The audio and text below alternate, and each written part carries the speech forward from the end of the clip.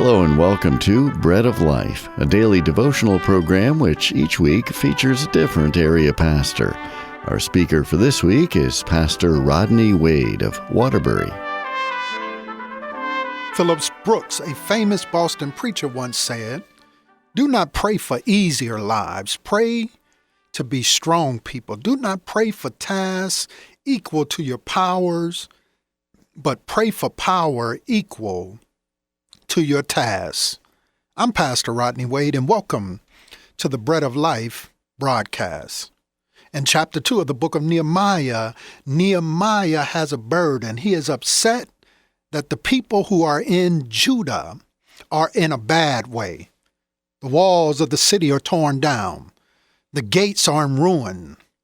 The burden is so heavy that it starts to affect his current occupation.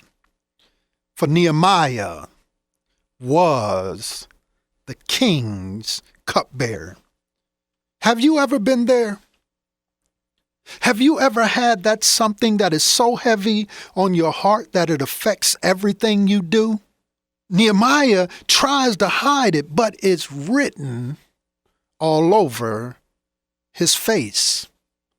So much so that the king, sensing that something was wrong with Nehemiah, he asks Nehemiah, "Why does your face look so sad and you're not even sick?" Nehemiah says, "Why should I not be sad when the city of my ancestors lie in ruins?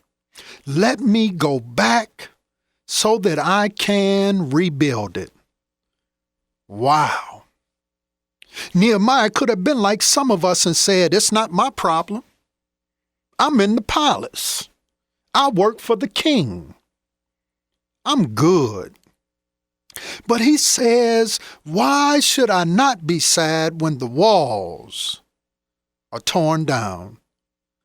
Nehemiah chooses to live a life of privilege in the palace to alleviate the pains of others. Nehemiah teaches us a very valuable lesson. Problems are just possibilities in disguise. Let me say that again. Problems are just possibilities in disguise. Nehemiah's great disappointment becomes the occasion for one of God's greatest appointments. Can I suggest to you, God does not do it for you, He does it through you. If I make myself available to God, God will make Himself available to me. This is the message of Nehemiah, and it is essential if we are to repair the broken walls of our lives. Too often we are waiting on God when God is waiting on us. My brothers and sisters, God is waiting on you. The next move is yours. Nehemiah took a risk by even entering into the conversation with the king who by right could have had him executed. God calls us to take risks for the kingdom. Ask the 3 Hebrew boys who declared, "I will not bow down." Or ask Esther who declared, "If I perish, I perish." Jesus put it this way, "Whoever would save his life will lose it, but whoever loses his life for my sake will find it." Is your faith worth leaping today?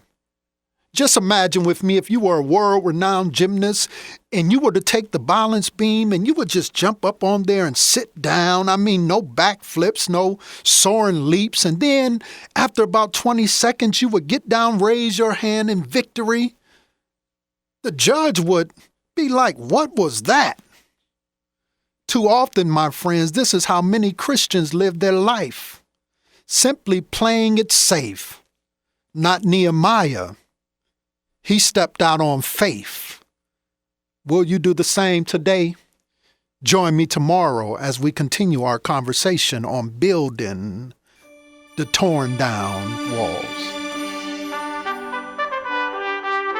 You've been listening to Pastor Rodney Wade of Waterbury, and this has been Bread of Life, a program to encourage you from God's Word.